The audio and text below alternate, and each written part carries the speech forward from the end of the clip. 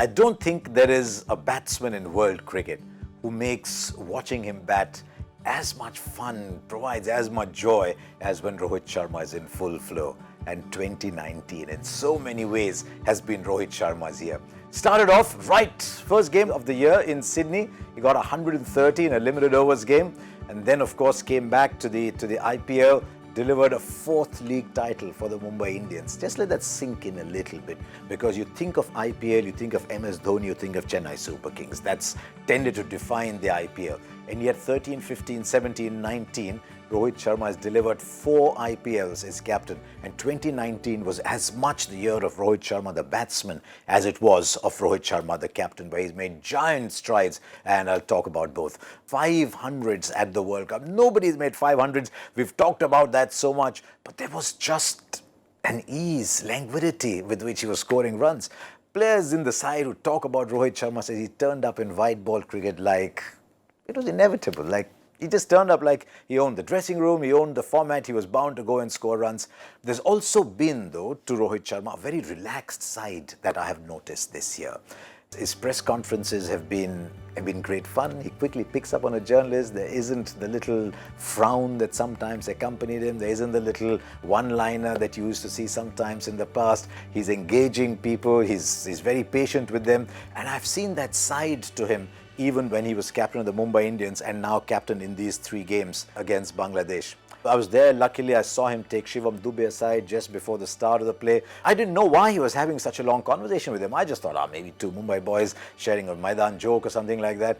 It was only when we saw the team that we realized the conversation was maybe about telling him, I'm backing you to bowl 4 overs. It doesn't matter what happens, you're going to bowl 4. I love the way he handled Khalil Ahmed. Here's a young man who's maybe in, maybe out, is on the cusp of the side, hasn't really done enough, and yet he kept throwing him the last over. He brought him back to bowl the first over, protected him when he thought he was required, and then I thought I enjoyed the way he handled Deepak Chahar, literally giving him Bumrah's role, a role that he's not used to. He's always tended to bowl up front, whether it's for India in the West Indies or whether it was for CSK in the IPL, and suddenly to back him to get a new role, and it was not surprising that each of these players actually talked about the effect that Rohit Sharma, the captain, had on them.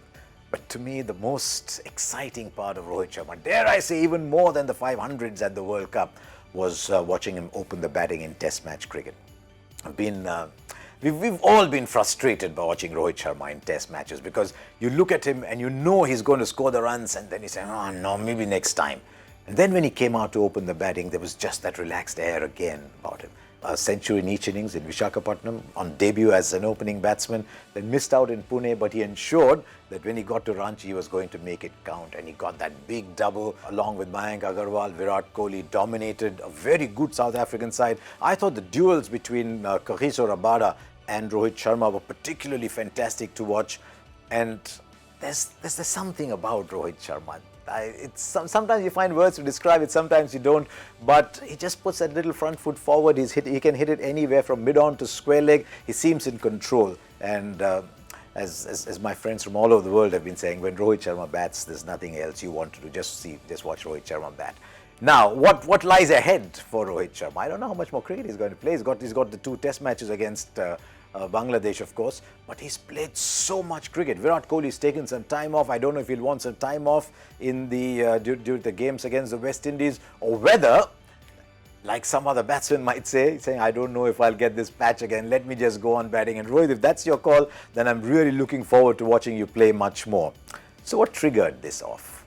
A lot of cricketers, hard-nosed guys who look for cricketing reasons. I won't be surprised if the reasons can actually be traced back to the 31st of December last year. Little baby girl arriving in the family, suddenly maybe he's looking at life differently, maybe priorities are changing, maybe he's far more relaxed, maybe he thinks, look, I'm 32 now, I've played a lot of cricket all these years. You never know what works, but for Rohit Sharma has worked in 2019.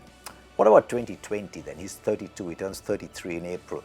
I think fitness will be a big factor for Rohit Sharma going ahead. I remember talking to Rahul Dravid around this stage of his career, and he said, if I want to play till I'm 37, 38, then I've got to be as fit as people who are 12, 13, 14 years younger than me. And I think that'll be a big thing for Rohit Sharma going ahead. If he can stay as fit as the 19, 20, 21-year-olds coming in, or certainly give them a bit of a fight, then maybe we'll see him play on much longer, well into 36, 37, 38. But why worry about that? At the moment, it's just been great fun all through 2019 watching Rohit Sharma bat.